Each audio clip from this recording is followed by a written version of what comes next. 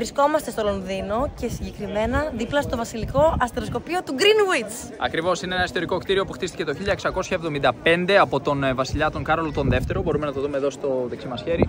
Υπάρχει και ένα άγαλμα του στρατηγού James Wolfe, ο οποίος ήταν πολύ σημαντική φυσιογνωμία, πολέμησε εναντίον των Γάλλων στον Καναδά. Αλλά εδώ αυτό που ήθελα να εστιάσω. Το άγαλμα, μισό λεπτάκι. Ναι, ακριβώς.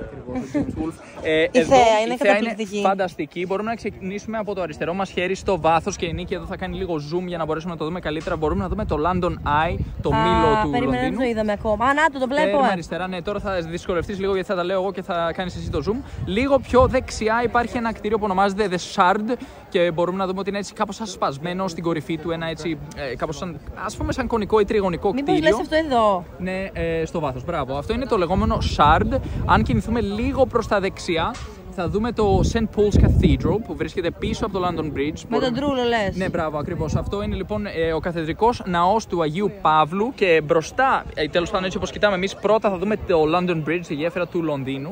Τη γέφυρα του Λονδίνου λες. Μπράβο, ναι. Η γέφυρα δηλαδή είναι λίγο πιο κάτω από το St. Paul's Cathedral, ενώ πίσω από τη γέφυρα βρίσκεται το St. Paul's. Δηλαδή το βλέπουμε τώρα αυτή τη στιγμή, την είδαμε τη γέφυρα. Την είδαμε. Ναι, ήταν ακριβώς μπροστά, έτσι όπως κοιτάμε εμείς, πρώτα βλέπουμε τη γέφυρα και από πίσω είναι το St. Paul's Cathedral. Μπορείς να δεις ότι υπάρχει μια γέφυρα εκεί. Okay. Λοιπόν, λίγο πιο δεξιά υπάρχει ένα καμπύλο κτίριο, είναι λίγο πιο δεξιά από ένα κόκκινο κτίριο. Πολύ. Αυτό είναι το λεγόμενο walkie-talkie, γιατί μοιάζει λίγο με walkie-talkie. Αν συνεχίσουμε λίγο πιο δεξιά, είναι ένα κτίριο σαν πύραυλος. Αυτό εδώ. Μπράβο, που ονομάζεται The Gherkin.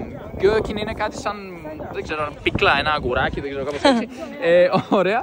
Συνεχίζουμε τώρα και πλησιάζουμε στα κτίρια που βρίσκονται μπροστά μας. Ακριβώς μπροστά μας, κάτω από αυτό το παρκάκι που βλέπουμε. Στο αριστερό μας χέρι, εδώ κοντά σε μας, πιο κοντά. Πρέπει να κάνουμε zoom out τώρα. Μπράβο. Και τώρα κάνει zoom in στο κτίριο που βρίσκεται εδώ κάτω μπροστά μας.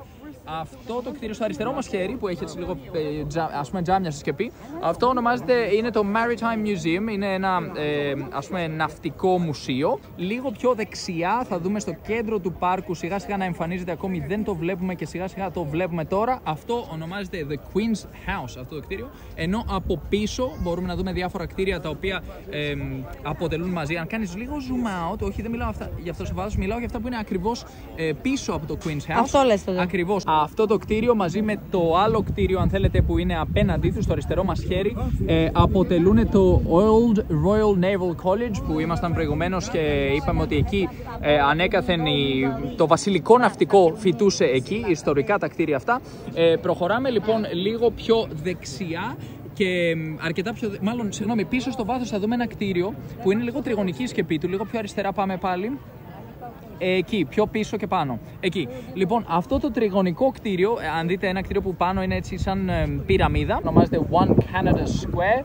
Και αν κοιτάξουμε λίγο πιο δεξιά τώρα, εδώ πιο κοντά σε εμάς, στο πάρκο, στρίβουμε λίγο δεξιά, αρκετά δεξιά. Το κτίριο με τις καμινάδες που βλέπουμε μπροστά μας είναι το Greenwich Power Station, δηλαδή ένας σταθμός ενέργειας. Και λίγο πιο δεξιά στο βάθος μπορούμε να δούμε το O2 Arena, όπου πραγματοποιούνται πολλές συναυλίες.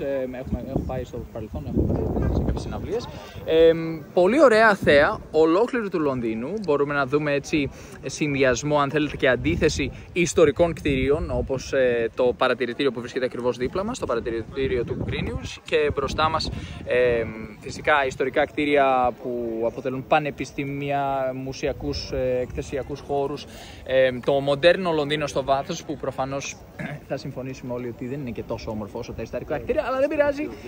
Η ομορφιά είναι υποκειμενική, όπως έχουμε ξαναπεί, και το όμορφο είναι ότι έχουν καταφέρει εδώ η κυβέρνηση της Αγγλίας, έχει καταφέρει, παρόλο που είναι ένα τεράστιο μέρος με τόσα εκατομμύρια ανθρώπους που κατοικούν εδώ στο Λονδίνο, να διατηρήσει ένα μεγάλο μέρος της ιστορίας ανέπαφο, ταυτόχρονα τη φύση και ταυτόχρονα φυσικά να καταφέρει να χτίσει και το τεράστιο αυτό οικονομικό κέντρο του Λονδίνου, το οποίο αποτελεί και ένα από τα μεγαλύτερα στον κόσμο.